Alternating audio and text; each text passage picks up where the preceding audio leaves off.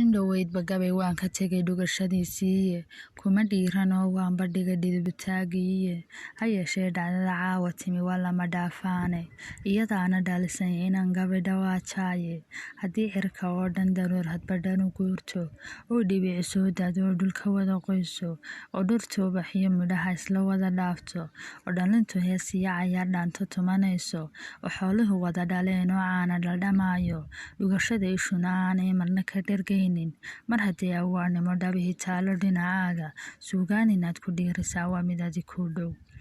Anna aanu dhaadhaco ujeedkoo dhiibta gabaygayga, dhegaysta oo dhaahdaydu waa mid dhab ka hadlayse, labadayda dhinac labada garab lafta dhabarkayga, kuwii igu dhex noolaa kuwii abid iga dheeraan, aan dhabu tilmaamay caawa dhugta murtidayda.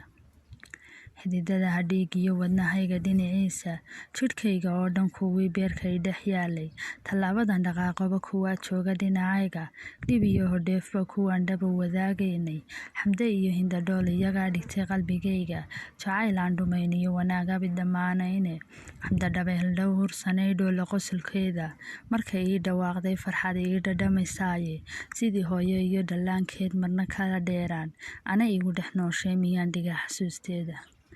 Hindadhool dhowrsanay markay yara dhaqaaqayso, ee dhaayuhu arkaan bay farxad ii dhadhamaysaaye, sidii aayad iigu dhigan qalbiga dhexdiisa, ana igu dhex nooshay miyaan dhiga xasuusteeda.